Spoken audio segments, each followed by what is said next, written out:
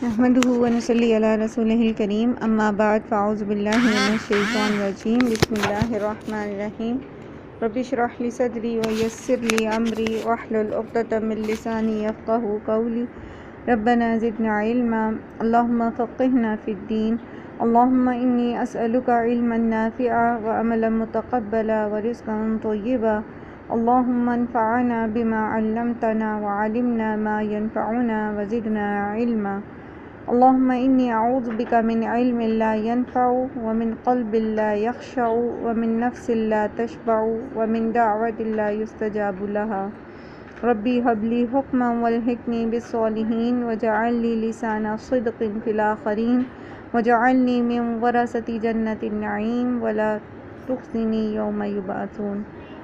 السلام علیکم ورحمۃ اللہ وبرکاتہ۔ سورہ مومن آیت نمبر 30 سے ہم پڑھے ہیں کہ فرعون کے دربار میں فرعون ہی کی قوم سے ایک شخص جو ہے وہ کھڑا ہوا۔ جب فرعون نے یہ کہا کہ مجھے چھوڑو میں موسیٰ کو قتل کر دوں، تو وہ اپنے ایمان کو چھپائے ہوئے وہ شخص کھڑا ہوا اور اس نے ایک بہت مدلل اور بہت خوبصورت طریقے سے اپنی قوم کے لوگوں کو قائل کرنے کی کوشش کی کہ حق اور سچ کا ساتھ دے۔ ان تمام سینیریو سے پتہ چلتا ہے کہ غالباً وہ زمانہ ہوگا جب فرعون جو ہے وہ کسی بھی طرح سے موسیٰ علیہ السلام کی دعوت کو دبا نہیں سکا، اور الٹیمیٹلی اس نے یہ فیصلہ کیا کہ موسیٰ علیہ السلام کو قتل کر دیا جائے، یعنی اخیر زمانہ جب کہ وہاں سے بنی اسرائیل کو پھر کوچ کا حکم مل گیا۔ اور ہم مختلف جگہ پر قرآن کریم میں یہ پڑھ کے آئے ہیں مختلف واقعات میں کہ کس طرح گریجولی بنی اسرائیل جو تھے مصر میں موجود تھے ان کی ٹریننگ کی گئی۔ ایک اور جگہ آپ نے پڑھا نا کہ حضرت موسیٰ کو اللہ تعالیٰ حکم دیتے ہیں کہ آپ اپنے گھروں کو مساجد بنا لیں، ٹھیک ہے؟ تو اس میں پھر کیا ہے کہ گریجولی ان کی ٹریننگ ہوئی، اور اس کا یہ فائدہ ہوا کہ جب ان کو کوچ کا حکم دیا جانا تھا تو وہ پہلے سے اس کے لیے پریپیئرڈ تھے۔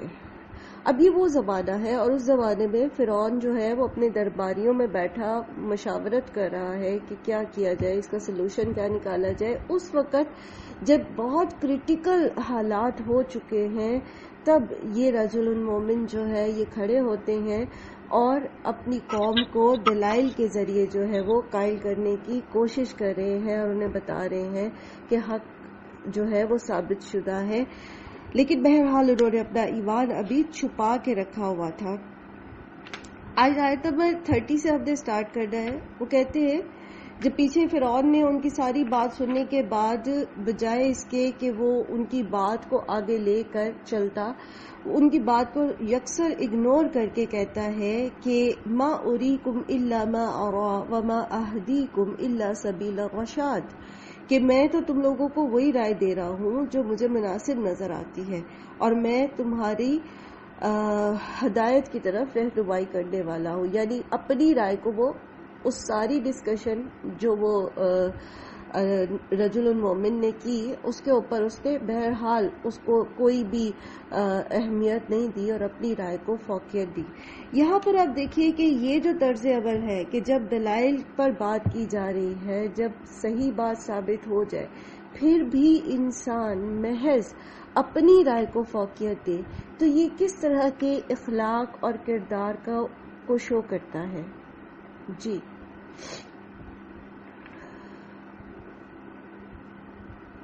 بتائیے۔ میم یہ اپنے نفس کی خواہش ہوتی ہے، تکبر، جو اس کا فائدہ دے رہا ہوتا ہے، جو چیز اس کو، ہاں جی، تکبر کو شو کرتی ہے۔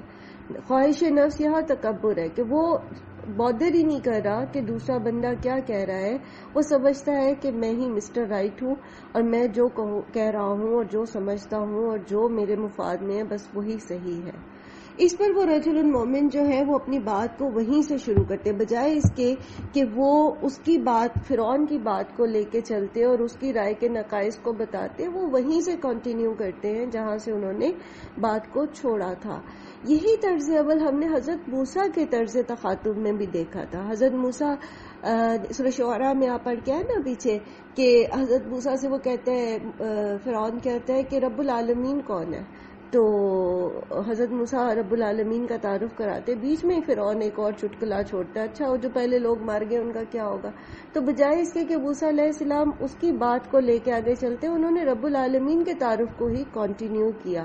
تو ایک جو داعی ہوتا ہے اس کو اپنی بات کے اوپر گرپ ہونا اور اپنی سوچ کے اوپر فوکس ہونا بہت ضروری ہے.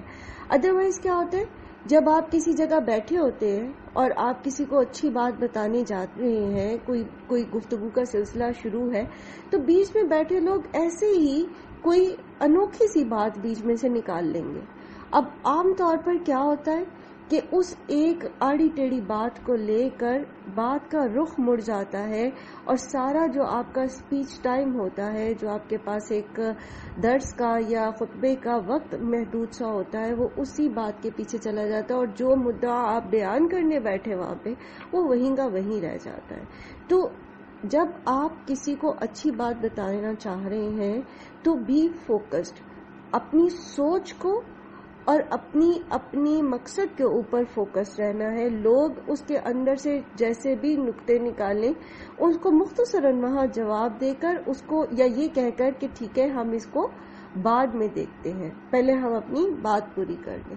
تو یہاں بھی ہم دیکھتے ہیں رجل المومن نے اپنی بات وہیں سے شروع کی، اور وہ وقال الذی آمنا، اور وہ شخص جو ایمان لایا تھا اس نے کہا، یا قومی، اے میری قوم، انی اخاف علیکم، بے شک میں ڈرتا ہوں تمہارے لیے، مثل یوم الاحزاب.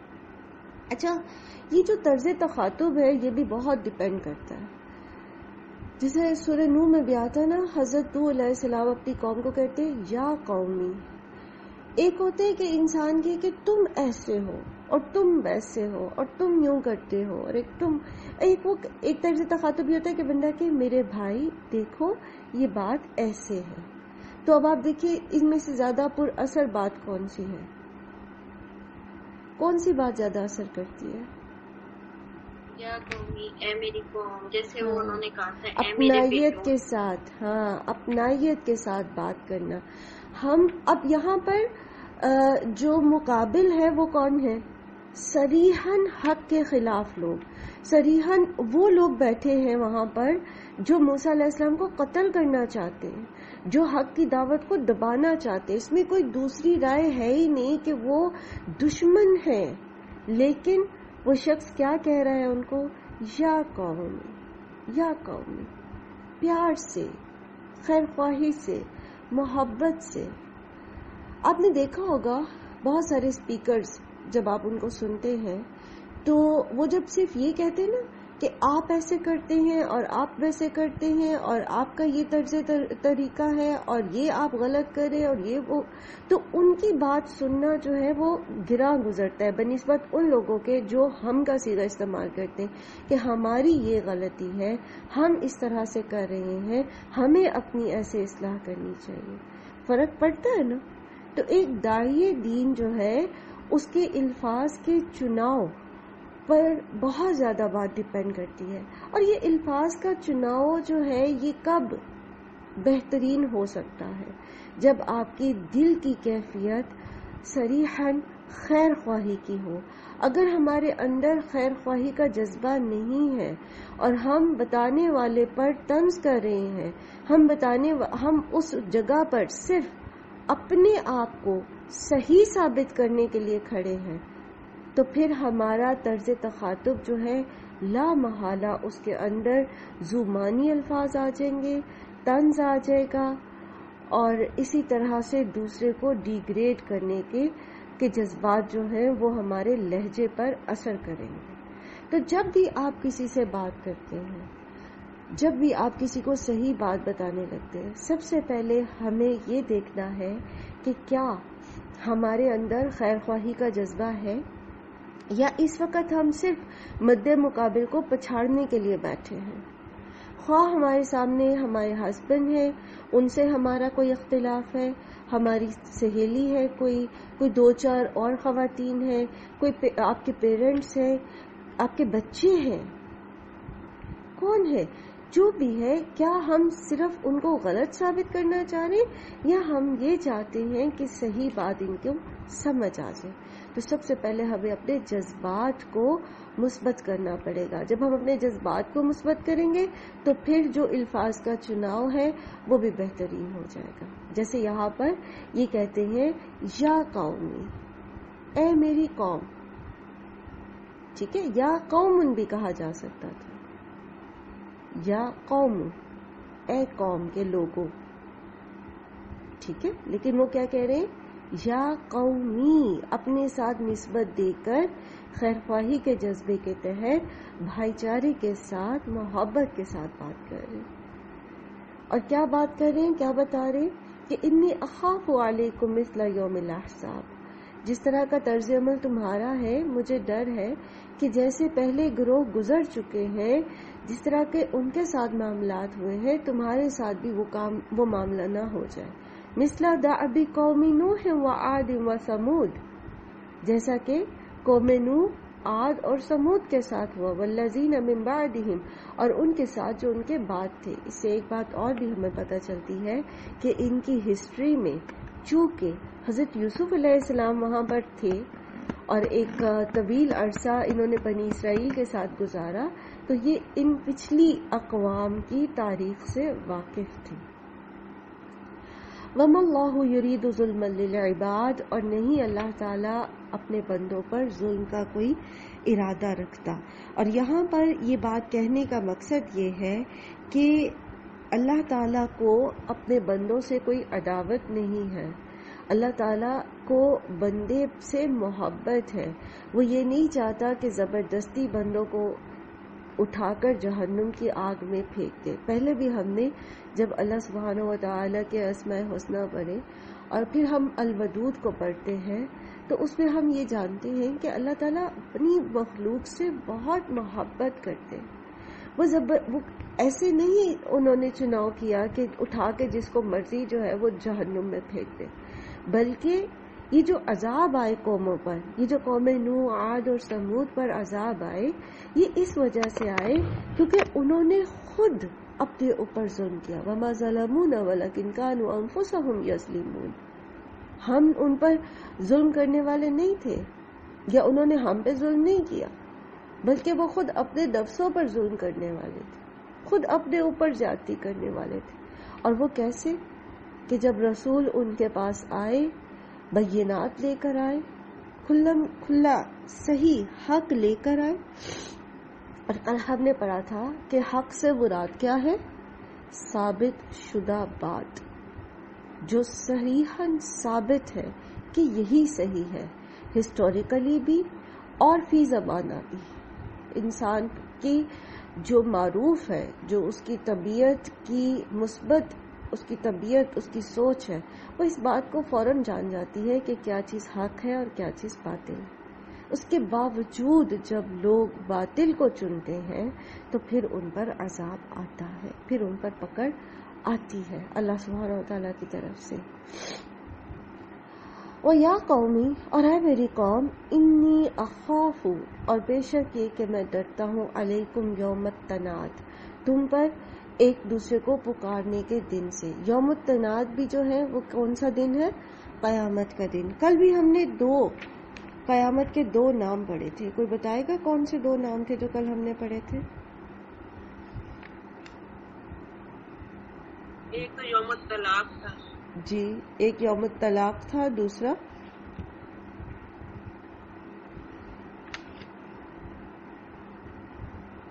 یوم العازفہ. یوم الاحزاب بھی ہے نا، یوم العازفہ، یوم الاحزاب نہیں، یوم العازفہ. کل ہم نے قیامت کے یہ 2 نام پڑھے تھے. ٹھیک ہے، اور آج کیا ہم پڑھے ہیں؟ یوم التناد. اس کو یوم التناد کیوں کہا جاتا ہے؟ تناد جو ہے وہ نادا ینادو سے ہے. نادا کا مطلب ہوتا ہے پکارنا. ٹھیک ہے، تو قیامت کے دن لوگ ایک دوسرے کو پکاریں گے. کون کون کس کس کو پکارے گا؟ جلدی سے بتا دیں. پیچھے آپ بے شمار دفعہ اس کی ڈسکرپشن پڑھ کے آئے ہیں. جی، جن کی پیروی کی جاتی تھی، جو لوگ پیروکار تھے، وہ جی جو پیروکار تھے وہ ان لوگوں کو پکاریں گے جن کی انہوں نے پیروی کی. جی، اور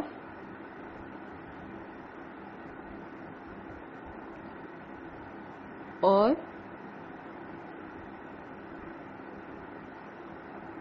جن کے ساتھ دوستیاں ہوں گی ان کی، جی جن کے ساتھ ان کی دوستیاں تھی ان کو پکاریں گے، ان سے بات چیت کریں گے، ان کو لعنت ملامت کریں گے.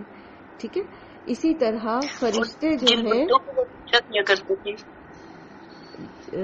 جی ارم آپ کی بات سمجھ نہیں، دوبارہ کہیے. وہ جن معبودوں کی وہ جی جن معبودوں کی وہ ساتھ ملا کے عبادت پوجا کرتے کیا. تھے، بالکل جن معبودوں کی وہ عبادت کرتے تھے. پھر اسی طرح فرشتے پکاریں گے، ایک ایک کا نام، فلاں ابن فلاں، ٹھیک ہے، فلاں ابن فلاں. تو ایک ایک کو بلا بلا کے اس کا نامہ اعمال اس کو پکڑایا جائے گا. ٹھیک ہے. اسی طرح لوگ اپنے کنبے والوں کو، اپنے رشتہ داروں کو، جن کو انہوں نے فیورز دی ہوں گی، جن کے پیچھے چلے ہوں گے، سب ایک دوسرے کو پکارے ہوں گے. ایک چیخم پکار کا جو ہے وہ سما ہوگا. تو اسی لیے قیامت کے دن کو جو ہے وہ یوم التناد کہا جاتا ہے. پھر سب سے بڑی پکار کون سی ہوگی اس دن؟ سور. ٹھیک ہے. سورہ اسرافیل جو ہے، اس پکار کے پیچھے سب سے پہلے لوگ جو ہے وہ قبروں سے نکل کر حشر کے میدان کی طرف چل پڑیں گے. یوم تولون مدبرین، جس دن تم پھر جاؤ گے پیٹ پھیرتے ہوئے. ما لکم من اللہ من عاصم، اور نہیں ہوگا اس دن کوئی تمہیں اللہ سے بچانے والا. ومن یضلل اللہ فما لہ من ہاد، اور جس کو اللہ ہی بھٹکا دے تو اس کے لیے کوئی ہدایت دینے والا نہیں ہے. تو اللہ تعالیٰ کس کو بھٹکاتا ہے آگے اس کا ذکر آئے گا. ویسے ہم بہت دفعہ پہلے بھی پڑھ چکے ہیں. اب آپ مجھے اپنے الفاظ میں بتائیے، پھر انشاءاللہ اگلی آیت کے بعد اس کا ذکر آئے گا تو میں دوبارہ اس کو ایکسپلین کر دوں گی. جی. جو شیطان کی پیروی کرتے تھا، جو حق سامنے آ جانے کے باوجود شیطان کے پیچھے چلنا پسند کرتا ہے، جو تکبر کرتا ہے. جیسے ابلیس نے کیا کیا تھا، کسی بچے نے سوال کیا تھا اس سے کہ ابلیس نے ایک سجدے سے انکار کیا تھا تو اس کو ہمیشہ کے لیے دھتکار دیا گیا. آدم نے بھی تو غلطی کی تھی، ان کے ساتھ ایسا کیوں نہیں ہوا؟ تو ابلیس کو کیوں ہدایت نہیں ملی اور آدم کو کیوں ہدایت مل گئی تھی؟ یہ جو کہا جا رہا ہے نا کہ جسے اللہ ہی بھٹکا دے تو اسے کوئی ہدایت دینے والا نہیں، تو ابلیس کو ہدایت کیوں نہیں ملی تھی؟ آدم کو نہ صرف ہدایت ملی بلکہ ان کو نبوت بھی دی. کیا وجہ تھی؟ آدم نے اپنی غلطی مان لی تھی اور ابلیس نے تکبر کیا تھا، اس نے اپنی غلطی کو مانا نہیں تھا. ماشاءاللہ، اللہ مبارک فی علم. آدم نے اپنی غلطی مان لی تھی، ابلیس نے ہٹ درمی کی تھی، تکبر کیا تھا. تو اللہ تعالیٰ کس کو ہدایت نہیں دیتا؟ جو ہٹ دھرم ہوتا ہے، اپنے گناہوں پہ ڈٹا رہتا ہے، جو متکبر ہوتا ہے، جو اپنی بدعمالیوں میں حد سے گزر جاتا ہے، جو صرف اپنی جو حق کو ثابت ہو جانے کے بعد بھی جھٹلا دیتا ہے محض اپنی خواہش نفس کی خاطر، تو پھر اللہ تعالیٰ اس کو ہدایت نہیں دیتا. وَلَقَدْ جَاءَكُمْ يُوسُفُ مِنْ قَبْلِ، اور البتہ تحقیق آئے تمہارے پاس یوسف علیہ السلام اس سے پہلے، بالبینات، واضح دلائل کے ساتھ. فما زلتم فی شک مما جاءکم بہ، تو رہے تم مسلسل شک میں اس چیز سے جو وہ تمہارے پاس لے کر آئے. فما زلتم جو ہے یہ زالہ یزال سے ہے، زالہ کہتے ہیں زوال کو. ٹھیک ہے. تو ما یا لا کے ساتھ جو ہے یہ آتا ہے تو اس کا مطلب ہوتا ہے جس کو زوال نہیں ہے، تو یعنی مسلسل کے معنوں میں آتا ہے. تو فما زلتم، تو مسلسل رہے تم شک میں، یعنی موسیٰ علیہ السلام سے پہلے یہ جو اب تم ہر درمی اور گمراہی کا جو تمہارا حال ہے، موسیٰ علیہ السلام سے پہلے بھی تمہارے پاس یوسف علیہ السلام آ چکے ہیں اسی ملک میں، جن کے متعلق تم خود یہ بات مانتے تھے کہ وہ بلند ترین اخلاق کے حامل تھے، اور اس بات کا بھی اعتراف تھا مصر کی قوم کو کہ کس طرح یوسف علیہ السلام نے اپنی تدبیر سے اور اپنی حکمت سے مصر کی قوم کو 7 سال کے قحط اور خشک سالی سے بچا لیا. یعنی پوری قوم جو ہے وہ ان کے عدل اور انصاف اور ان کی جو خیر و برکت کا زمانہ تھا اس کی معترف تھی. لیکن پھر بھی جو قبطی تھے انہوں نے یوسف علیہ السلام کی دعوت کو نہیں مانا تھا، یعنی اسلام قبول نہیں کیا تھا. صرف جو اسرائیلی قوم تھی جو یوسف علیہ السلام کے 11 بھائیوں کے ساتھ وہاں آ کے آباد ہوئی تھی وہی مسلمان رہے، قبطی مسلمان نہیں ہوئے تھے. پھر جب یوسف علیہ السلام کا انتقال ہو گیا تو انہوں نے کیا کہا، حتی اذا ہلاک قلتم لن یبعث اللہ من بعدہ رسولا، یہاں تک کہ جب وہ فوت ہو گئے تو تم نے کہا کہ اللہ ان کے بعد کسی بھی رسول کو نہیں بھیجے گا. یعنی ایسا زبردست اخلاق والا اور ایسا بھلا آدمی دوبارہ پیدا نہیں ہو سکتا. ان کی زندگی میں ایک نالج نہیں کیا، دین قبول نہیں کیا، ان کے مرنے کے بعد بھی معترف ضرور رہے لیکن دین پھر بھی قبول نہیں کیا، دین پھر بھی قبول نہیں کیا. تو اللہ تعالیٰ فرماتے ہیں یہاں پر جو آگے کذالک سے بات شروع ہو رہی ہے تو یہ رجل المومن کی بات میں اللہ سبحانہ و تعالی اپنی طرف سے ایک اضافہ کر رہے ہیں اور اس کو کہتے ہیں جملہ معترضہ. یعنی جو سلسلہ کلام کے اندر اللہ تعالیٰ ایک ایڈیشن دے دیتے ہیں بیچ میں تو اس کو جملہ معترضہ کہتے ہیں. تو یہ جو جملہ بیچ میں ہے یہ اللہ سبحانہ و تعالیٰ کا کلام ہے. اللہ تعالیٰ فرماتے ہیں کذالک، اسی طرح یضل اللہ من ہوا مسرف مرتاب، اللہ تعالیٰ اسے بھٹکا دیتا ہے جو حد سے بڑھنے والا اور شک میں پڑے رہنے والا ہوتا ہے. اب سمجھ آئی کہ بھٹکتا کون ہے، بھٹکاتا کسے اللہ تعالیٰ، یہ جو پیچھے کہا جا رہا ہے نا وَمَن يُضْلِلِ اللَّهُ فَمَا لَهُ مِنْ هَادٍ، تو اللہ تعالیٰ کس کو بھٹکا دیتا ہے،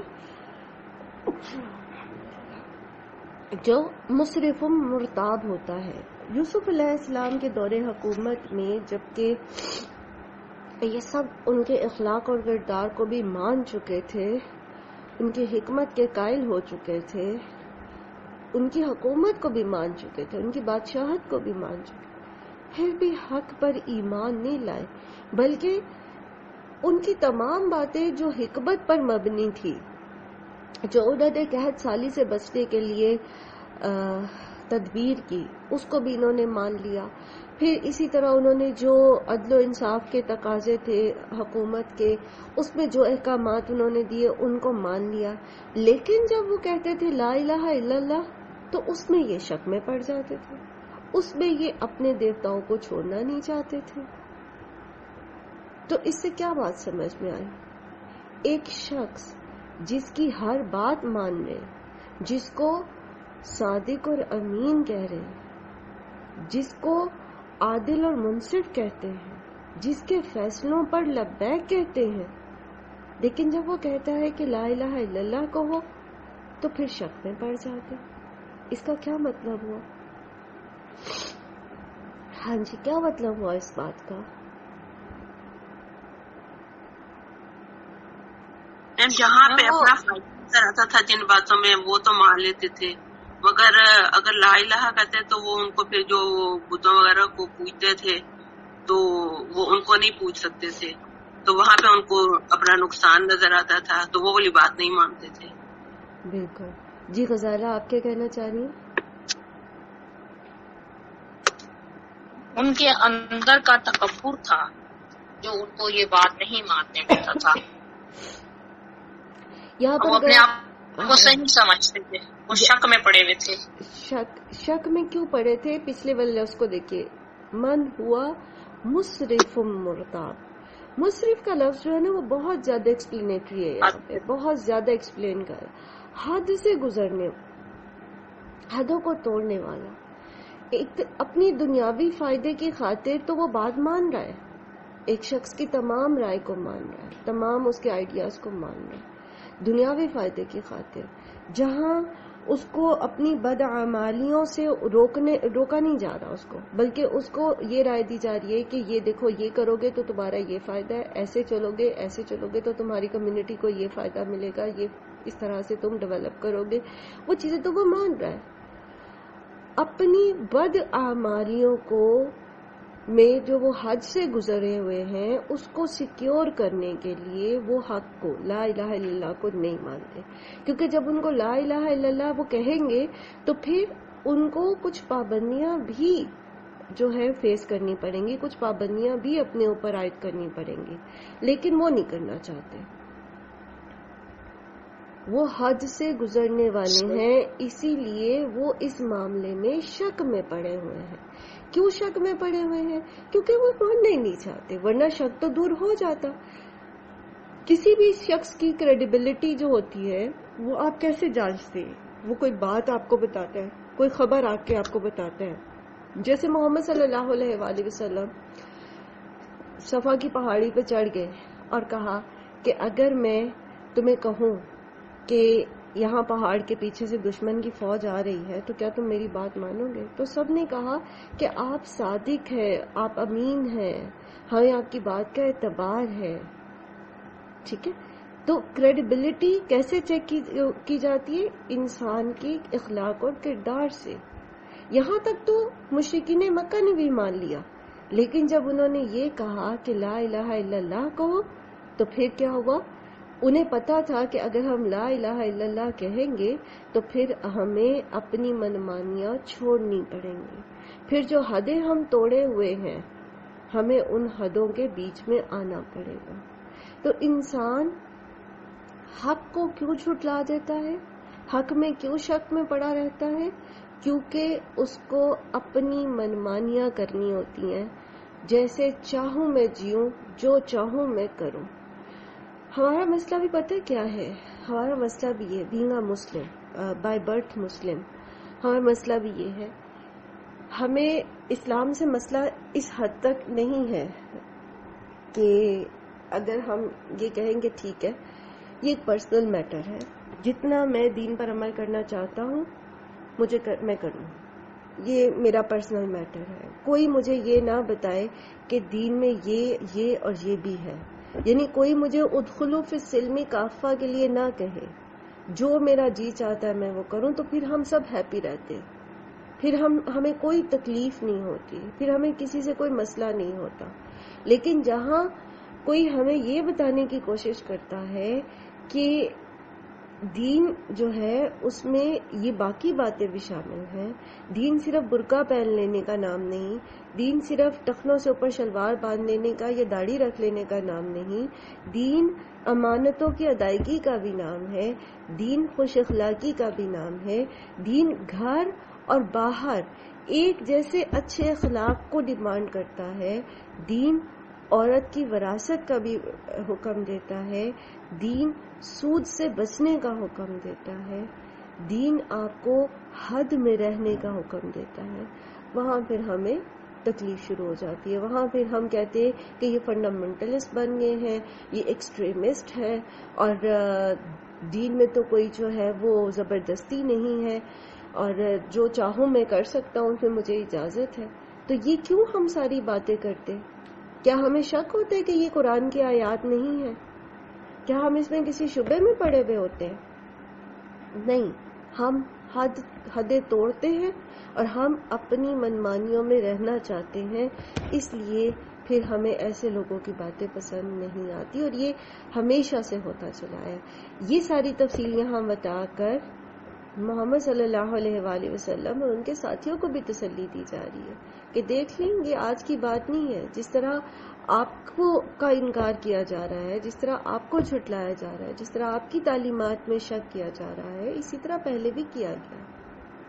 اور رجل المومن جو ہے وہاں ان کو سمجھاتے ہوئے بتا رہے ہیں کہ اس وقت سے جو تم شک میں مبتلا ہو تو آج تک تم حق کو مان ہی نہیں سکے ہو، اور وجہ کیا ہے؟ کیونکہ تم حد کے بیچ میں رہنا ہی نہیں چاہتے۔ اگر لا الہ الا اللہ کو مان لیتے تو فرعون کی خدائی کو کون مانتا؟ جو نارمز ہوتے ہیں نا، وہ کسی بھی سوسائٹی میں اس کو لوگ بڑے آرام سے قبول کر لیتے ہیں، کیونکہ اس میں ان کو اپنا فائدہ نظر آتا ہے۔ عام آپ کسی بھی مذہب کی کتابیں اٹھا کے دیکھ لیں، کسی بھی معاشرے کو اٹھا کے دیکھ لیں، آپ کو بنیادی جو اچھائیاں ہیں وہ آپ کو اس میں ملیں گی، لیکن جہاں یہ کہا جاتا ہے کہ ایک اللہ کے سوا کوئی عبادت کے لائق نہیں، وہاں سب پھر شک میں پڑ جاتے ہیں یا مخالفت پہ اتر آتے ہیں۔ تو اس کی وجہ کیا ہے؟ اس کی وجہ یہی ہے کہ جب انسان لا الہ الا اللہ کہہ دیتا ہے تو پھر اس کو ایک اللہ کے سامنے باقی تمام طاغوت کا انکار کرنا پڑ جاتا ہے، وہ چاہے معبود ہوں کسی کے بنائے ہوئے اللہ کے علاوہ، یا کوئی رسمیں ہو، کوئی اپنی خواہش نفس ہو، کوئی خاندانی روایات ہو، کچھ بھی ہو، پھر وہ اس کو ان سب کا انکار کرنا پڑ جاتا ہے۔ تو وہ یہ کر نہیں سکتا، یہ اس کے نفس پہ تنگی ہوتی ہے اس کو محسوس، اس میں وہ حدوں میں رہنا نہیں چاہتا۔ الذین یجادلون فی آیات اللہ، اور وہ لوگ جو جھگڑتے ہیں اللہ کی آیات میں، بغیر سلطان، بغیر کسی دلیل کے، اتاہم، جو ان کے پاس آئے ہوں، کبر مقتن عند اللہ وعند الذین آمنوا، یہ بہت ہی زیادہ ناراضگی کی بات ہے اللہ کے قریب بھی اور ایمان والوں کے قریب بھی۔ کذالک یطبع اللہ علی کل قلب متکبر جبار، اور اسی طرح اللہ تعالی ہر متکبر اور جبار یعنی سرکش کے دل پر مہر لگا دیتا ہے۔ یہ آیت بھی اسی آیت کو ایکسپلین کرتی ہے کہ جس کو اللہ بھٹکا دے اس کو کوئی ہدایت نہیں دے سکتا۔ تو اللہ تعالی گمراہی کی طرف کس کو پھینکتا ہے؟ جس کے اندر 3 صفات ہوتی ہیں۔ نمبر 1 مسرفن، جو حد سے گزرنے والا ہے، اپنے فسق اور فجور کی ایسی لذت اس کو لگ جاتی ہے کہ پھر وہ کسی بھی قسم کی اصلاحی دعوت کو قبول کرنے پر اپنے آپ کو آمادہ نہیں کر پاتا۔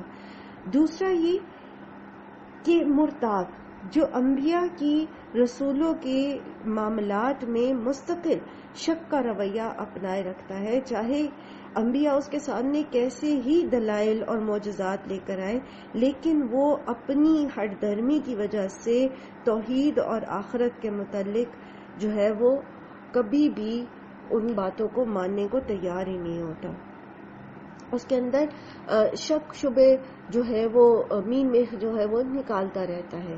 اور پھر تیسرا یہ کہ وہ اللہ کی کتاب کی جو آیات ہے ان کی معقولیت کے اوپر، ان کے معقول ہونے، ان کے درست ہونے کے باوجود اس کو مان لینے کو جانچنے کی بجائے بغیر کسی دلیل کے اس پر بحثیں کرتا ہے، حالانکہ اس کے پاس کسی قسم کی کوئی دلیل نہیں ہوتی، نہ تو کسی پہلے سے موجود کتب آسمانی میں سے اور نہ ہی کائنات میں سے، بلکہ وہ ساری بحثیں جو وہ کرتا ہے وہ صرف اور صرف اس کی اپنی ضد اور ہٹ درمی کی وجہ سے ہوتی ہیں۔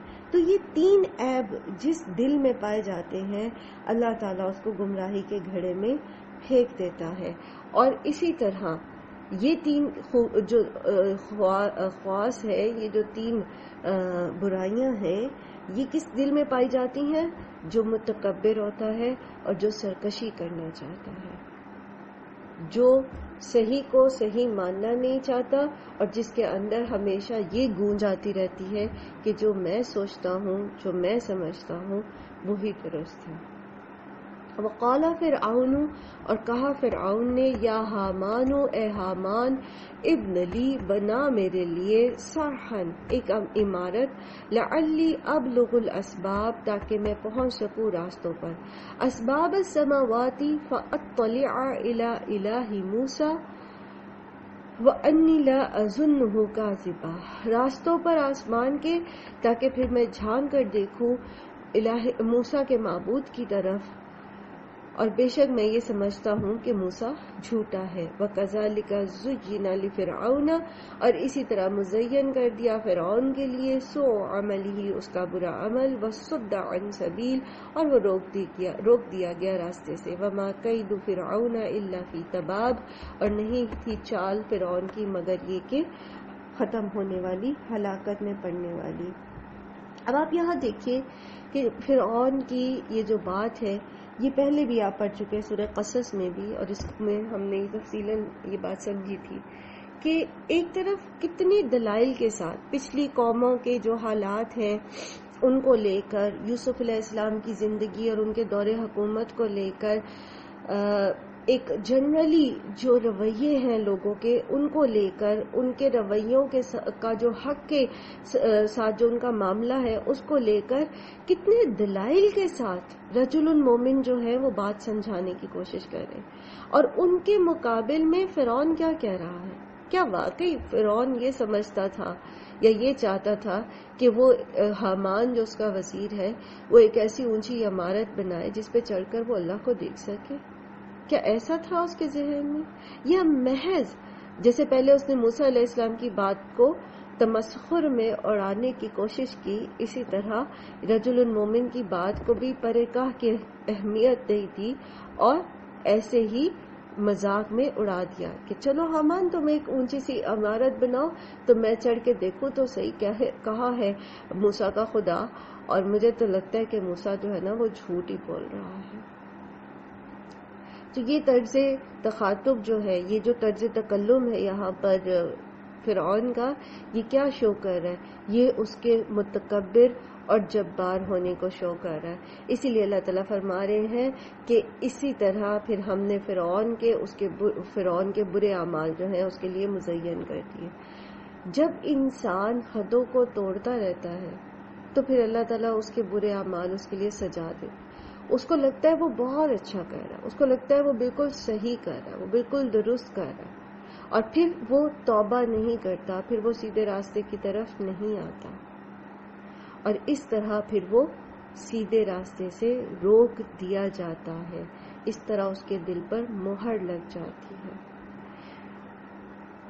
اور جو بھی چالیں فرعون نے چلی، اللہ سبحانہ و تعالیٰ نے ان کو ہلاکت میں ڈال دیا، یعنی اس کی ساری چالوں کو ختم کر دیا۔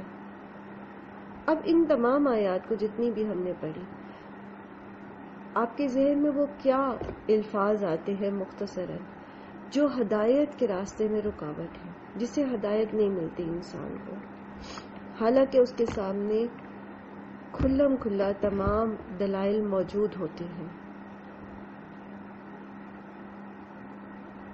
انسان کی ہٹ درمی میں اسے جھکنے نہیں دیتی۔ وہ سمجھتا ہے کہ اگر میں اگر دیکھ بھی رہے تو مان لوں گا تو شاید میری ناک کٹ جائے گی یا میں نیچا ہو جاؤں گا، اس لیے وہ ہدایت لینا ہی نہیں چاہتا۔ ہٹ درمی، ٹھیک، حدوں کو توڑنا، ہٹ درمی۔ چلے اب ہمیں پتہ چلا کہ سب سے پہلے جو طریقہ تھا ابلیس کا، تکبر، ٹھیک ہے، تکبر، خواہش نفس کی پیروی، اور اس کے اندر حدوں کو توڑتے ہوئے اس پر ہٹ درمی کرنا۔ 4 لفظ، تکبر، خواہش نفس کی پیروی میں حدیں توڑ دینا اور اس کے اوپر ہٹ درمی کرنا۔ یہ چیز انسان کو ہدایت کی طرف آنے سے روک دیتی ہے، پھر اس کے دل کے اوپر مہر لگ جاتی ہے۔ وقال الذی آمن یا قوم اتبعونی اہدکم سبیل الرشاد، اور اس مومن نے کہا کہ اے میری قوم تم میری پیروی کرو، میں تمہیں سیدھا راستہ دکھاؤں گا بھلائی کا، میں تمہیں بھلائی کے راستے کی طرف تمہیں لے کر جاؤں گا۔ یا قومی انما هذه الحیات الدنیا متاع وان الآخرۃ ہی دار القرار، اور اے میری قوم کے لوگوں، یہ دنیا کی زندگی تو تھوڑا سا فائدہ ہے، اور اصل میں تو آخرت ہی کا گھر ہے جو ہمیشہ رہنے والا ہے۔ دار القرار جو ہے، جو ہمیشہ کے قیام کی جگہ ہے، وہ تو آخرت ہی ہے۔ اور یہ جو تم دنیا کی عارضی زندگی پر، عارضی دولت پر اور خوشحالی پر اور اس اقتدار اور اختیار پر پھولے ہوئے ہو، تکبر کیے ہوئے تم حق کو جھٹلا رہے ہو، یہ تو مختصر ہے۔ اصل میں تو ہمیشگی کی زندگی تو آخرت کی زندگی ہے۔ من عمل سیئۃ جس نے عمل کیا برا فلا یجزا الا مثلہا تو نہیں ہے اس کے لیے کوئی بدلہ مگر مانند اس کے ہی، یعنی جو جتنی برائی کرے گا اس کو اتنا ہی بدلہ دیا جائے گا، اتنی ہی سزا دی جائے گی۔ ومن عمل صالحا اور جو کوئی نیک عمل کرے گا من ذکر او انثی خواہ وہ مرد ہو یا عورت وہو مؤمن اور وہ مومن ہو فاولئک یدخلون الجنۃ یرزقون فیہا بغیر حساب، یہی وہ لوگ ہیں جو جنت میں داخل کیے جائیں گے اور جن کو رزق دیا جائے گا بغیر حساب کے۔ تو ایک چیز تو یہ پتہ چل گئی کہ جو جتنی برائی کرے گا، قرآن کریم میں پہلے بھی آپ اس موضوع میں بہت دفعہ پڑھ چکے ہیں کہ برائی کا بدلہ اتنا ہی ملے گا، کسی کو ایک قتل کے برابر کی سزا میں 10 قتل کی سزا نہیں دی جائے گی، ایک ہی کی دی جائے گی، لیکن جو چھوٹی سی بھی نیکی کرے گا تو اس کے اجر جو ہے وہ بغیر ہی حساب ہے، کیونکہ جنت ہمارے اعمال کے بدلے تو ہمیں ملنی نہیں ہے، یہ تو ہم پہلے بھی بہت دفعہ پڑھ چکے ہیں نا کہ ہمارے اعمال جنت کو خرید نہیں سکتے۔ ہاں ہماری اچھی نیت اور ہماری بھرپور کوشش وہ ضرور اللہ تعالیٰ کے پاس ایکنالج کی جائے گی، اور اس کے بدلے پھر اللہ تعالیٰ بغیر حساب کے، یعنی ہماری چھوٹی سی ایفرٹ ہوگی اور اس کا بہت بڑا اجر، بہت بڑا بدلہ جو ہے وہ دیا جائے گا جنت میں۔ اور یہاں پر رجل مومن جو ہیں وہ اپنے ایمان کا اظہار کر دیتے ہیں، اور اب سچویشن بیچ میں باقی کی سٹوری تو ہمیں یہاں نہیں بتائی گئی، لیکن کچھ ایسا ہے کہ یوں لگتا ہے کہ اب وہ بالکل جو ہے اخیر لمحے آ گئے جہاں پر انہوں نے کھل کے جو ہے وہ اپنے ایمان کا اظہار کرتے ہوئے، جب لوگوں نے ان کی بات نہیں سنی، نہیں مانی، تو اب وہ انہیں آخرت کے دلائل سے سمجھانے کی کوشش کر رہے ہیں۔ یہاں آپ یہ دیکھیے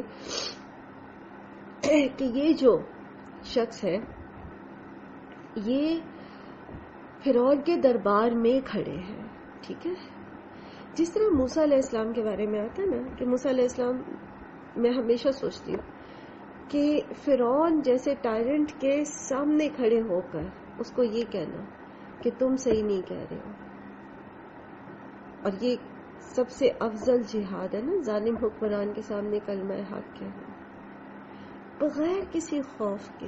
یہ توکل انسان کے اندر کیسے آتا ہے؟ اللہ پر یہ بھروسہ کیسے آتا ہے؟ رجل المومن کے اندر یہ بھروسہ کیسے آ گیا؟ وہ سمجھتے تھے، وہ اس چیز کو انڈرسٹینڈ کر سکتے تھے کہ مجھے یہاں سے یہ زندہ نہیں جانے دیں گے،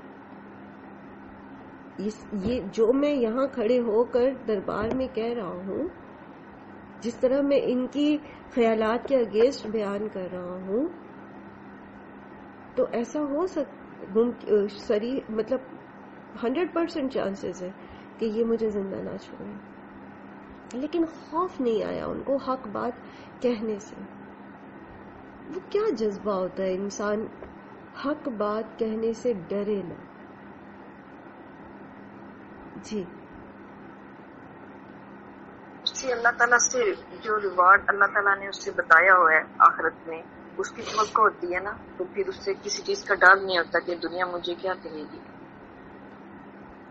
اللہ سبحانہ و تعالیٰ کے ساتھ تعلق، انسان کا اللہ پر بھروسہ، انسان کا اللہ تعالیٰ کے ساتھ ایسا تعلق جس میں اس کو اپنے رب کی محبت اور اپنے رب کی مدد پر ایسا بھروسہ ہو جس میں شک نہ ہو، پتہ نہیں اللہ تعالیٰ یہاں مجھے بچائیں گے کہ نہیں بچائیں گے، پتہ نہیں کیا ہوگا، پتہ نہیں یہ ہوگا کہ نہیں ہوگا، وہ ان شکوک و شبہات سے بالا ہو جاتا ہے۔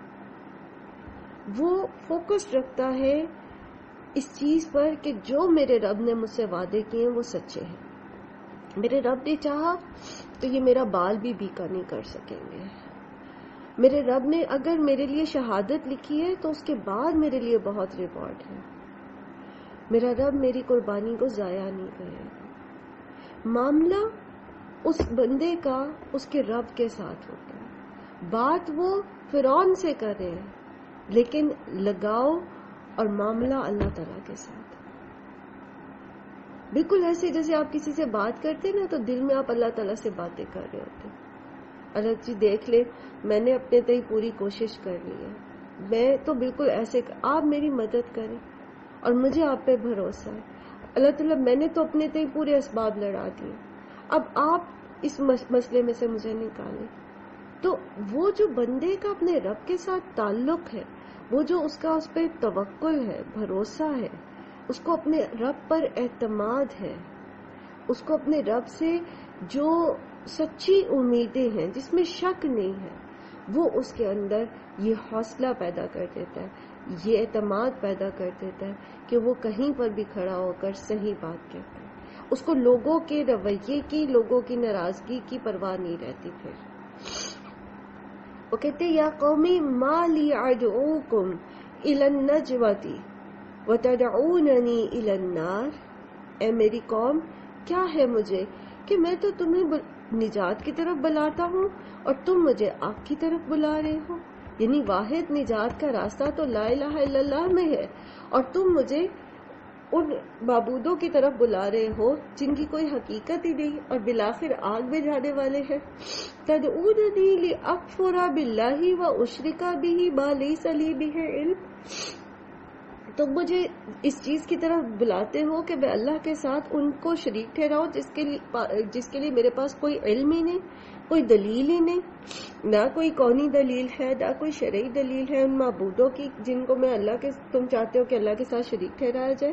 وَأَنَا أَدْعُوكُمْ إِلَى الْعَزِيزِ الْغَفَّارِ، اور میں تو بلاتا ہوں تمہیں ایک بہت زبردست اور بخشنے والے کی طرف۔ اب یہاں پر دیکھیے پہلے انہوں نے ان کو آخرت کے انجام کے بارے میں بتایا، پھر انہیں اللہ سبحانہ و تعالیٰ کی صفات سے تعارف کروا رہے ہیں، یعنی میری دعوت تو تمہیں اس ہستی کی طرف ہے جو بہت زبردست ہے، جو چاہے تو یہیں تمہیں چونٹی کی طرح مسل دے، تمہیں ختم کر دے جیسے پچھلی قوموں پر عذاب ہے، لیکن اگر تم معافی مانگ لیتے ہو، اگر تم توبہ کر لیتے ہو، اگر تم اپنے رب کی طرف رجوع کر لیتے ہو تو وہ بہت بخشنے والا ہے۔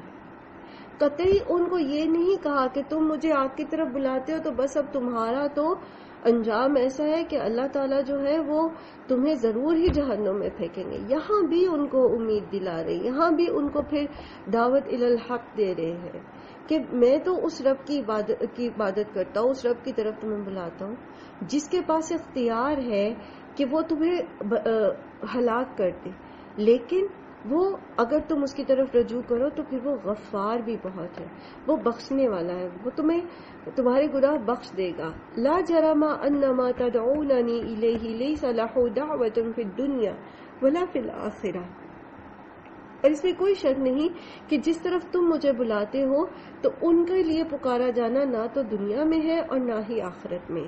اس کے 3 معنی نکلتے ہیں، اس کو مطلب 3 طرح سے اس کا مطلب لیا جا سکتا ہے۔ ایک تو یہ کہ جن کی طرف تم مجھے بلاتے ہو یعنی غیر اللہ کی طرف، تو نہ تو ان کو دنیا میں اس چیز کا وہ ڈیزرو کرتے ہیں کہ ان کی خدائی کو تسلیم کیا جائے، یعنی ان کے اندر یہ صفات ہی نہیں ہے کہ دنیا اور آخرت میں ان کی خدائی کو تسلیم کیا جائے۔ دوسرا یہ کہ لوگوں نے تو انہیں زبردستی خدا بنا لیا ہے، ورنہ وہ تو قیامت کے دن یہ دعویٰ لے کر نہیں اٹھیں گے، یہ پکار لے کر نہیں اٹھیں گے کہ ہم تمہارے معبود تھے اور تم ہمیں پکارو اور ہم تمہاری مدد کریں۔ یعنی دنیا اور آخرت میں لوگوں نے جن کو خود خدا بنا رکھا وہ تو قیامت کے دن اس پکار سے بالکل بے خبر ہوں گے کہ ان کو دنیا میں جو ہے وہ بلایا، لوگ ان سے دعائیں کرتے تھے یا ان کو معبود بنائے ہوئے تھے۔ اور تیسرا یہ کہ ان کو پکارنے کا نہ تو فائدہ دنیا میں ہے نہ آخرت میں، نہ تو یہ دنیا میں تمہاری دعائیں سنتے ہیں اور پوری کر سکتے ہیں اور نہ ہی آخرت میں ہی یہ تمہاری کسی قسم کی مدد کریں گے۔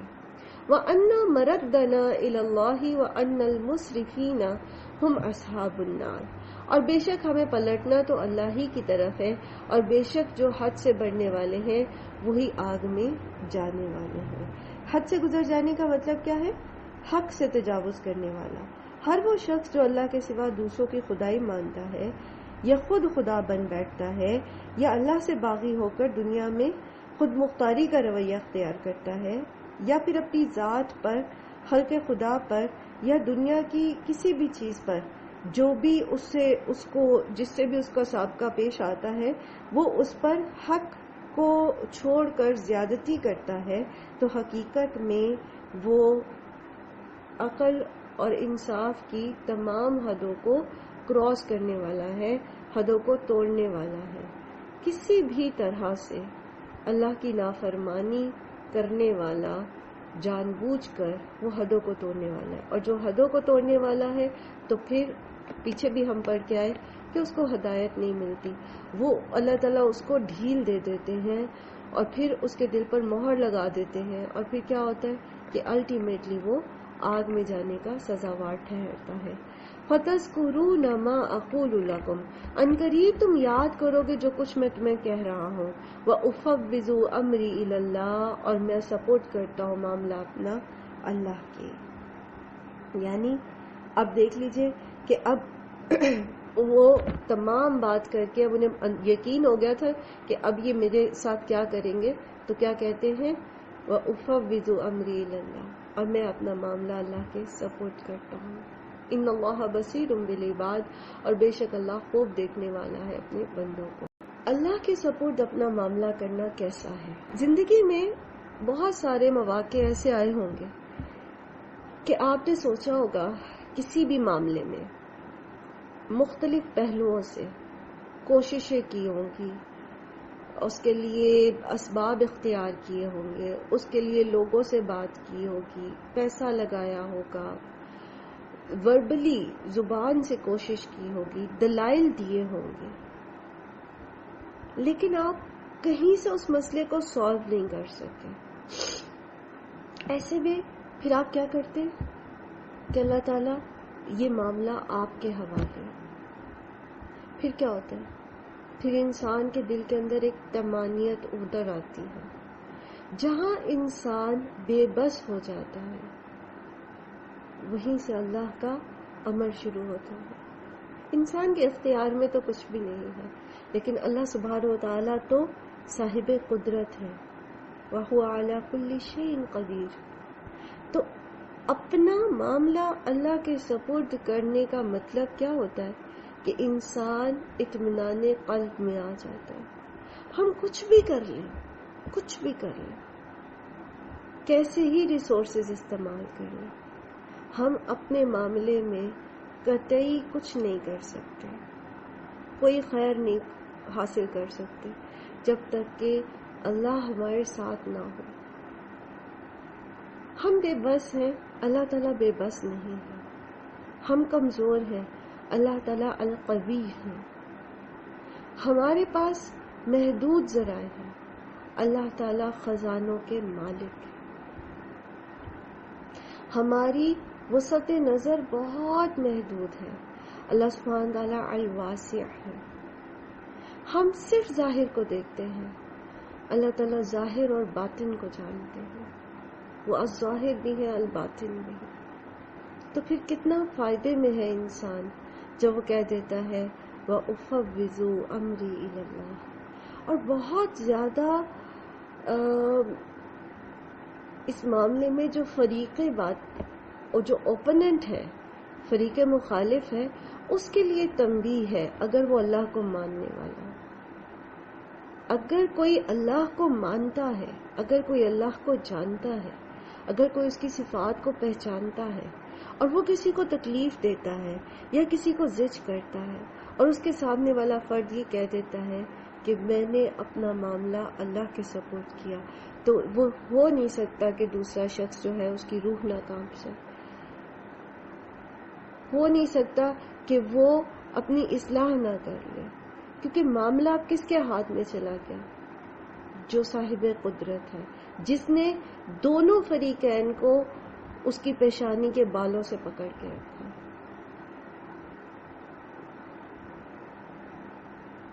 جو حق پر ہے اللہ اس کے ساتھ ہے، اور جو باطل پر ہے اس کو بھی اس بات سے ڈرنا چاہیے کہ جب حق کے ساتھ اللہ ہے تو میں کسی طور بھی کامیاب نہیں ہو سکتا. یہی ہوا فرعون اور آل فرعون کے ساتھ. فَوَقَاهُ اللَّهُ سَيِّئَاتِ مَا مَكَرُوا وَحَاقَ بِآلِ فِرْعَوْنَ سُوءُ الْعَذَابِ. تو بچا لیا اسے اللہ نے ان کے مکر سے، ان کی برائیوں سے جو چالیں انہوں نے چلی.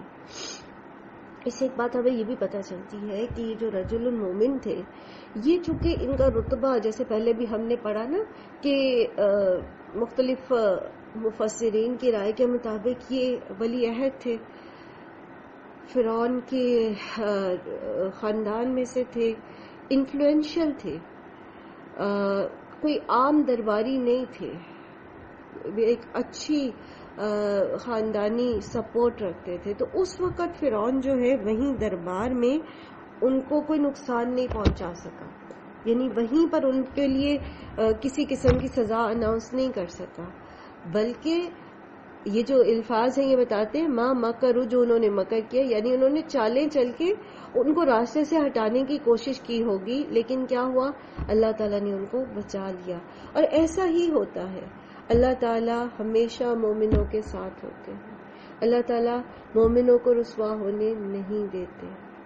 اور پھر کیا ہوا، آل فرعون کو ان کے برے اعمال کی وجہ سے عذاب کا شکار کیا گیا. اب یہاں بیچ میں تمام قصہ جو ہے بنی اسرائیل کا نکلنا، فرعون کا ان کا تعاقب کرنا، اور بنی اسرائیل کا سمندر کو پار کر جانا اور فرعون کا ڈبو دیے جانا، وہ اس کے اندر موجود ہے. النار یعرضون علیہا غدوا وعشیا، اور وہ پیش کیے جاتے ہیں اس پر صبح اور شام آگ پر. یہ جو آیت ہے یہ عالم برزخ کے لیے جو ہے وہ ایک دلیل ہے، صریح ثبوت ہے، اور اس کا عالم برزخ کی زندگی جو ہے اس کا ذکر بکثرت احادیث میں پایا بھی جاتا ہے. اور کچھ لوگ عالم برزخ کا انکار کرتے ہیں، یعنی برزخ کی زندگی یا قبر کی زندگی کا انکار کرتے ہیں، تو ان کے لیے یہ دلائل جو ہیں یہاں سے پیش کیے جاتے ہیں. اور یہاں اللہ تعالیٰ صاف الفاظ میں عذاب کے 2 مرحلوں کا جو ہے ذکر فرما رہا ہے. ایک یہ النار یعرضون علیہا غدوا وعشیا، اور پھر وَيَوْمَ تَقُومُ السَّاعَةُ أَدْخِلُوا آلَ فِرْعَوْنَ أَشَدَّ الْعَذَابِ. تو پہلا عذاب کیا ہے، جو کم درجے کا ہے، جو قیامت کے آنے سے پہلے تک آل فرعون کو دیا جائے گا کہ صبح و شام ان کو دوزخ کی آگ کے سامنے پیش کیا جاتا ہے، جسے دیکھ کر وہ ہول کھاتے ہوں گے کہ انہیں بالآخر اس دوزخ میں جلنا ہے، اور اس کی حدت جو ہے وہ ان تک پہنچتی ہے، جو کہ ہمیں مختلف احادیث سے پتہ چلتا ہے. اور دوسرا بڑا عذاب جب قیامت آ جائے گی تو پھر ان کو ان کی اصل سزا دی جائے گی. اس کی ایک حدیث مسند احمد کی حدیث سے بھی وضاحت ہوتی ہے عالم برزخ کی. حدثنا عبداللہ ابن عمر قال رسول اللہ صلی اللہ علیہ وسلم ان احدکم اذا ماتوا عرض علیہ مقعدہ بالغداۃ والعشی ان کان من اہل الجنۃ فمن اہل الجنۃ وان کان من اہل النار فمن اہل النار فیقال ھذا مقعدک حتی یبعث اللہ عز وجل الیہ یوم القیامہ. تم میں سے جو شخص بھی مرتا ہے اسے صبح شام اس کی آخری قیامگاہ دکھائی جاتی ہے، خواہ وہ جنتی ہو یا دوزخی. اس سے کہا جاتا ہے کہ یہ وہ جگہ ہے جہاں تم اس وقت جاؤ گے جب اللہ تمہیں قیامت کے دن دوبارہ اٹھا کر اپنے حضور بلائے گا. تو اس سے ہمیں یہ پتہ چلتا ہے کہ زندگی جو ہے انسان کی وہ 3 سٹیجز میں ہے، ایک اس دنیا کی، پھر عالم برزخ، اور پھر آخرت کی زندگی.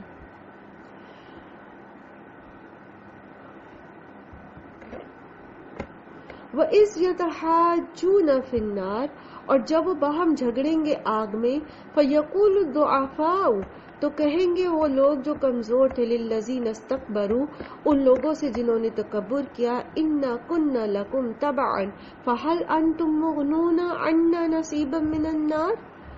تو وہ کہیں گے کہ ہم تو تمہاری ہی پیروی کرنے والے تھے، تو کیا تم اب آگ کا کچھ حصہ ہم سے دور کر سکتے ہو، عذاب کا کچھ حصہ ہم سے دور کر سکتے ہو؟ تو قال الذین استکبروا انا کل فیہا، تو وہ لوگ جنہوں نے تکبر کیا تھا دنیا میں وہ کہیں گے کہ ہم سب اسی میں رہیں گے. ان اللہ قد حکم بین العباد، بے شک تحقیق اللہ فیصلہ کر چکا اپنے بندوں کے درمیان.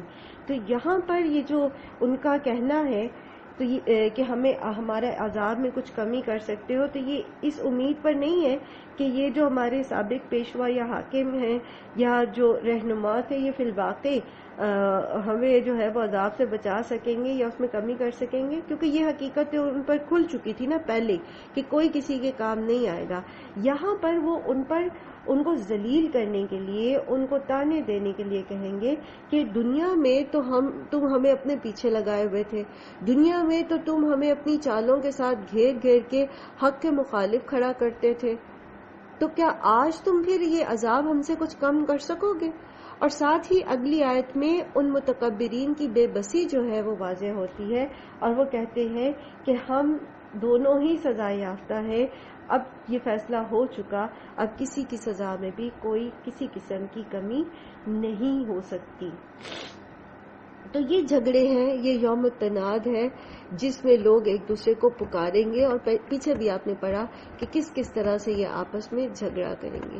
اللہ سبحانہ و تعالیٰ کی رحمت ہے ہم پر کہ اللہ تعالیٰ نے ہمیں دنیا میں ہی قرآن کریم میں وہ وقت، آنے والا وقت جو ہے وہ ایسے بیان کر دیا ہے جیسا کہ ہم اپنی نظروں سے اس کو دیکھ رہے ہیں. یہ اللہ کی رحمت ہے کہ اس نے ہم پر واضح کر دیا کہ آج تم جس کو فالو کر رہے ہو اگر وہ اللہ اور اس کے رسول کی مخالفت میں جانے والے لوگ ہیں، جو تمہیں اللہ اور اس کے رسول کی مخالفت میں لے کے جا رہے ہیں، تو وہ تمہارے کچھ کام نہیں آئیں گے. وہ نہ صرف یہ کہ خود جہنم میں جائیں گے، تمہیں بھی جہنم میں لے کے جائیں گے. آج تو وہ تم سے بڑے وعدے کرتے، پیچھے آپ نے پڑھا تھا نا کہ جو منافقین تھے وہ مومنوں سے کیا کہتے کہ تم یہ چھوڑ دو دین اسلام، اور ہم تمہارے جو ہے تمہاری طرف سے جو ہے وہ تمہارے گناہوں کا بوجھ ہم اٹھا لیں گے قیامت کے دن. اور یہ بھی کیا کہتے ہیں ان کو کہ ہم ذمہ دار ہیں نتیجے کے، تم ہماری بات تو مانو، تم ہمیں فالو تو کرو، پھر دیکھو تمہیں کیسے کیسے فائدے ملتے، پھر دیکھو تم کیسے کیسے جو ہے وہ تمہاری جو ہے وہ دنیا میں تم راج کرتے ہو، تمہاری مشکلات حل ہو جاتی ہیں. اور یا پھر یہ کہ یہ متکبر جو ہے یہ جن کو لوگ فالو کرتے ہیں، دو وجوہات سے لوگ فالو کرتے ہیں نا کسی کو، یا تو اس کے مال اور اس کے اقتدار کی وجہ سے، یا پھر اس کے ظلم سے بچنے کے لیے. تو دونوں صورتحال میں انسان جس کو فالو کر رہا ہے اگر وہ اللہ کو دور کرنے والا ہے، اللہ سے دور کرنے والا ہے، تو اس کا نتیجہ یہاں ہمارے سامنے بتا دیا گیا کہ کوئی کسی کے کام نہیں آئے گا. وقال الذین فی النار لخزنۃ جہنم، اور وہ لوگ جو آگ میں ہوں گے جہنم کے دربانوں سے کہیں گے ادعوا ربکم یخفف عنا یوما من العذاب، کہ تم اپنے رب سے دعا کرو کہ وہ ایک دن کا عذاب ہم سے کم کر دے. ذرا اس بے بسی کو محسوس کر کے دیکھیں، اس تکلیف کو محسوس کر کے دیکھیں. جب کورونا کے دنوں میں جن کو سانس کی تکلیف ہوئی، آپ ان سے پوچھتے اس وقت جب ان کی سانس اٹک رہی ہوتی تھی کہ اس وقت سب سے محبوب چیز آپ کو کیا ہے، تو وہ کہتے کہ ایک ڈیپ بریتھ، ایک سانس، ایک گہری سانس لینے کا دل چاہتا ہے. تکلیف سے نجات، جب انسان کو بہت درد ہو رہا ہوتا ہے تو اس وقت کیا چیز اچھی لگتی ہے؟ حتیٰ کہ اپنی اولاد بھی اچھی نہیں لگتی، کوئی مال، کوئی دولت، کوئی پسندیدہ کھانا، کچھ اچھا نہیں لگتا. کیا دل چاہتا ہے؟ تھوڑی دیر اس درد میں تخفیف ہو جائے، تھوڑی دیر یہ درد کم ہو جائے. ایسے ہی تو دنیا کی یہ درد، یہ تکلیف، یہ مصائب، یہ پریشانیاں، یہ الجھنیں، یہ تو محدود ہے. آپ پین کلر لے لیں، آپ کی تکلیف کم ہو جاتی ہے. آپ کو نیند آ جاتی ہے، آپ کی تکلیف کم ہو جاتی ہے. آپ کو کوئی غم گسار مل جاتا ہے, آپ اس کے کندھے پہ سر رکھ کے رو لیتے ہیں, آپ کا ڈپریشن کم ہو جاتا ہے. آپ کوئی اور ہیلا کرتے ہیں, آپ تھوڑی دیر اس تکلیف کو کم کر لیتے ہیں. لیکن یہ جو آخرت کی تکلیف ہے, یہ جو عذاب ہے, اور یہ عذاب کیسا ہے, مختلف آیات جو ابھی تک آپ پڑھ چکے, آپ کا 24واں پارہ نصف ہو گیا ہے ماشاءاللہ. کس طرح کا عذاب ہے یہ؟ آگ کا عذاب, کھولتے پانی کا عذاب, کھانے میں کیا ہے, زقوم, زخموں کا دھون, اور پھر انواع و اقسام کے عذاب, اور پھر ہر عذاب کے بعد اگلا عذاب پہلے سے زیادہ شدت لیے ہوئے, اور اس میں بے بسی کی انتہا کہ کہیں کوئی امید ہی نہیں ہے کہ یہ کم بھی ہو سکتا ہے. اللہ تعالی ہم سب کو اپنی پناہ میں رکھے, ہمیں, ہماری نسلوں, ہمارے والدین, ہمارے ازواج, ہماری اولاد, اللہ سبحانہ تعالیٰ کل مومنین مومنات کو جہنم کے عذاب سے اپنی پناہ میں رکھے. آپ ان الفاظ میں ان کی بے بسی دیکھیں. یہ وہ لوگ ہیں جو دنیا میں خدائی کے دعوے دار ہوتے ہیں, جو اپنی زبان حال اور زبان قال سے یہ لوگوں کو حقیر چونٹیاں سمجھتے تھے. یہ دوسرے کو جو مد مقابل ہوتا, خواہ ان کا اختیار گھر کے لیول پر ہے, یہ اس کی انسلٹ کرتے ہوئے, اس کے اوپر الزام لگاتے ہوئے, اس کے اوپر ظلم کرتے ہوئے سمجھتے تھے کہ یہ کوئی, اللہ معاف کرے, کوئی خدا ہے, ان کے پاس کوئی ایسی کوئی اتھارٹی آ گئی کہ یہ جو چاہیں کرے. یہ وہ متکبر تھے جنہوں نے لوگوں پر ظلم کیا, جنہوں نے لوگوں پر یہ ظلم کیا کہ ان کو آخرت سے دور کر دیا, ان کو اللہ سے دور کر کے ہمیشگی کے عذاب میں کا شکار کرا دیا, حق کو جھٹلا دیا. تو اس وقت تو یہ بہت بڑے بنتے تھے, اس وقت تو یہ مذاق اڑاتے تھے. جیسے زقوم کا ذکر ہوا نا, تو ابو جہل نے کیا کیا, ابو جہل اور اس کے جیسے دوسرے سردار بیٹھے ہوئے, تو کہتے ہیں کہ یہ مکھن اور یہ روٹی اور یہ گھی کھا لو, پھر تو تمہیں زقوم کھانا پڑے گا, پھر تو تمہارے لیے جو ہے وہ یہ ساری چیزیں نہیں ہوں گی, اب دنیا میں کھا لو.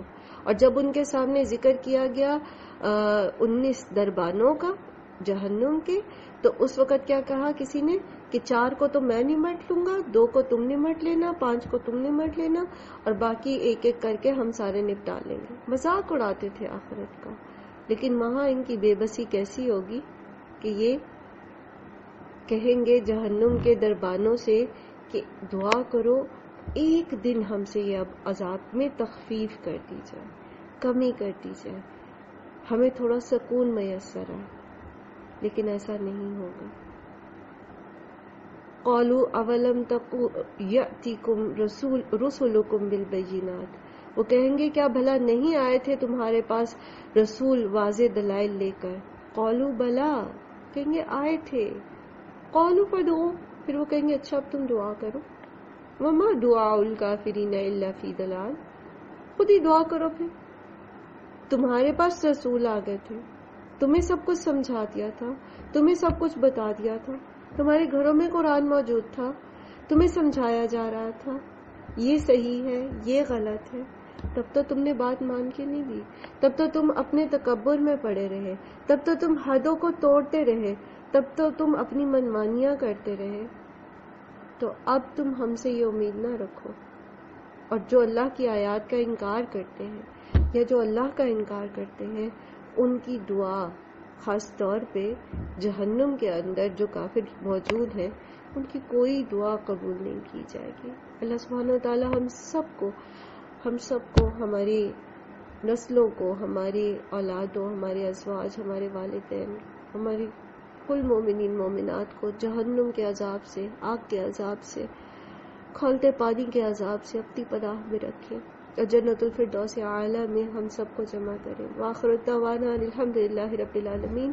سبحانک اللہم و بحمدک, نشہد ان لا الہ الا انت, نستغفرک و نتوب الیک. السلام علیکم ورحمۃ اللہ وبرکاتہ.